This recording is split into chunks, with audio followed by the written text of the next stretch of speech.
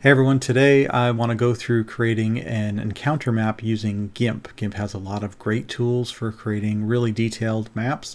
Today we will be creating a very simple one that you can use on a virtual tabletop. So let's go ahead and get started. The first thing we want to do is go to File, New, and we'll create our image. I'm going to change this to inches so that we can set the size properly. This is going to be 10-inch by 8-inch map.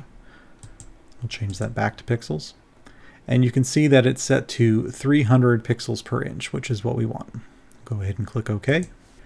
Then we're going to come over here to the layers area. And down at the bottom here, we want to hold down the Shift key and then click that a few times so we get a few more layers out here. Let's create our grid. We will select this layer and let's go ahead and rename that to be grid. Then we will come up to Filters, Render, Pattern, and Grid. And if you remember, our pixels per inch was 300 and we're making 1-inch squares, so we will set this to be 300 by 300 pixels and we will change the line width to be 2. Click OK and we now have our grid. Then we're going to come up to this layer and we're going to rename it to be wall, and this will be the wall that we draw. We will select the brush tool, use a round brush set to 20 pixels, and I like to use a little bit of jitter to it, which makes it a kind of a jaggedy edge, and not too much. We'll set it to 0.5.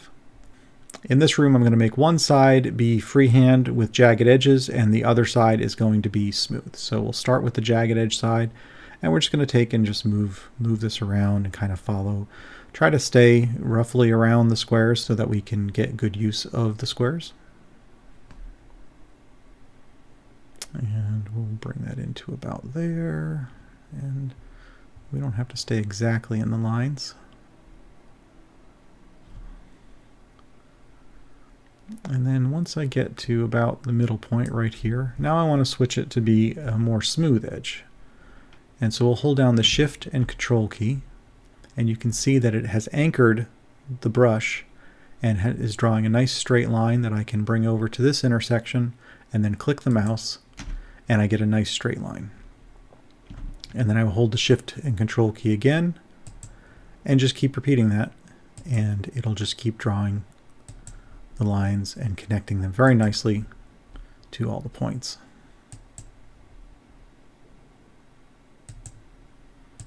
Just to make the room a little more interesting, I'm going to draw a pillar here, so I'll use the same holding the Shift and Control key with the brush, and we get that pillar.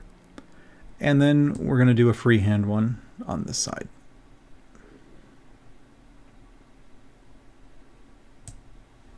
And there we go, we have 2 pillars. So you can see that the grid is showing through the entire map, and obviously we would like to hide the grid in the areas where the stone is. So we're going to make sure we still have the wall layer selected, and then we're going to come up to our fuzzy select tool. Make sure that you do not have feathered edges, and make sure that the mode is set to replace the current selection. Then we'll bring the fuzzy select into an area where we want the stone to be, and we will click on it.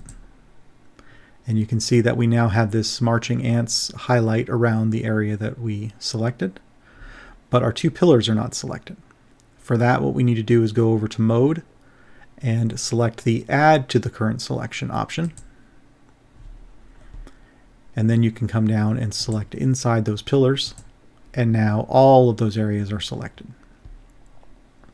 Then we're going to move down to this layer, and we're going to go ahead and rename this Stone. And we're going to change our foreground color to something that's more like a stone. We'll just make it, we're going to keep the map black and white, so we'll just go with kind of a grayish color. And then we will select the Bucket Fill tool. And we can go into any of the areas that we have selected and go ahead and click there, and it fills in those areas with the stone.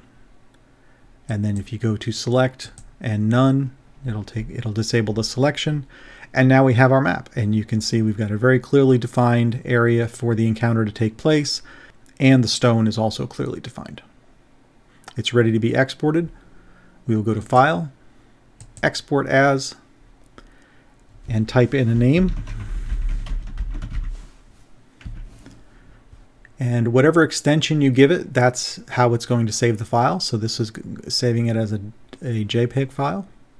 We will click export. And you can accept the defaults there. And there you have it. Now you have a battle map saved as a JPEG that is suitable for use on Roll20 or other virtual tabletops. In future videos, I will cover some more advanced features to make the maps look a little more dynamic and have some more accents to them. If you found this helpful, please click like and subscribe on the channel. Follow me on Twitter, where I publish free maps. If you become a patron, you can get full color maps and adventure modules every single month. So until next time, take care.